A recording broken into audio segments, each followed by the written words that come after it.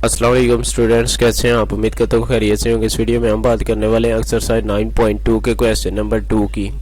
Find the unknown angles. हमने क्या करना है, अननोन एंगल्स मालूम करने हैं। जैसे कि आपके पास ए बी और सी अननोन्स है, लेकिन 30 आप क्या है जानते हैं कि ये आपका 30 एंगल है ऑफ द इंटरसेक्टिंग लाइन, जो कि यहाँ पर नीचे इंटरसेक्ट लाइंस कर रही हैं उनको। तो सबसे पहले मालूम करने के लिए आपको ये पता होना चाहिए कि वर्टिकली अपोजिट एंगल्स क्या होते हैं।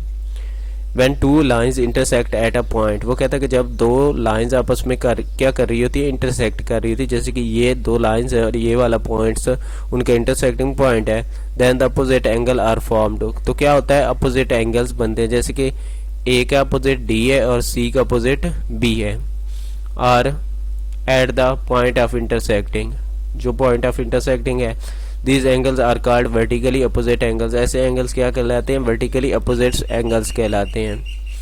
अब देखें इसमें जो एंगल्स होता है ना, जो ये एंगल ए है वो डी के बराबर होता है, एक बात। और दूसरा जो एंगल बी है वो सी के बराबर होता है, यानी कि अपोजिट एंगल्स आपस में क्या होंगे, बराबर होंगे। और दूसरी बात जो इस क्वेश्चन को सॉल्व करने के लिए ज़रूरी है कि आपको पता है कि एक सर्कल जो होता है ना, इसमें जो टोटल एंगल्स होते हैं वो क्या होते हैं, 360 होते हैं, यानी कि 360 होते हैं। तो इन दोनों बातों का आपने अच्छी तरह से ख्याल रखना है। तो चलिए अब एक्सरसाइज की तरफ चलते हैं। तो अब जो आपका 30 एंगल है वो यानी कि ए और 30 आपके क्या है, वर्टिकली अपोजिट एंगल्स हैं। तो ये क्या होंगे, बराबर होंगे, यानी कि आपका जो एंगल ए है वो किसके बराबर आ जाएगा, 30 डिग्री के। अब ए आपने मालूम कर लिया। अब मैंने आपको अभी अभी बताया था कि एक सर्कल में जो है ना क्या होते हैं, टोटल जो एंगल्स होते हैं 360 होते हैं। अगर हम हाफ सर्कल ले लें तो उसमें क्या होंगे, इसका हाफ हो जाएगा, यानी कि 2 पर डिवाइड करने से 180 आ जाएगा, यानी कि 180 डिग्री आपके पास हाफ सर्कल के होते हैं। तो अगर हम जो है ना ये वाली लाइन ले लें जो कि आपके पास ये कुछ इस तरह से है, तो इसके ऊपर जो है ना आपके पास 180 का एंगल आ जाएगा और नीचे भी आपको 180 का एंगल मिल जाएगा। यानी एंगल 30 प्लस बी अगर दोनों को जमा कर दे तो वो किसके बराबर बनता है, 180 के। तो हम क्या करेंगे, एंगल बी प्लस 30 किसके बराबर आ जाएगा आपके पास, 180 के।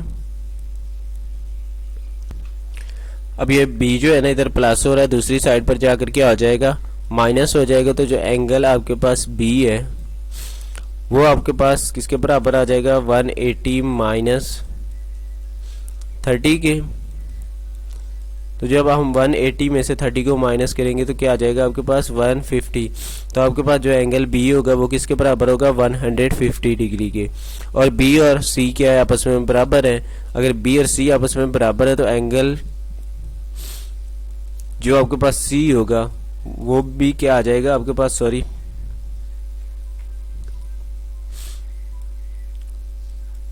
एंगल सी आपका 150 के बराबर आ जाएगा। इसी तरह से देखें तो जो आपके पास सेकंड है आपने बिल्कुल ऐसे ही करना है, यानी कि आपका जो एंगल आर है वो किसके बराबर आ जाएगा,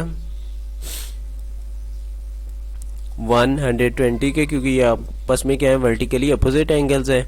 और यहाँ पर फिर से हम क्या करेंगे, पी और 120 को ऐड कर देंगे, यानी कि एंगल आपका जो पी है प्लस 120 इज इक्वल टू 180।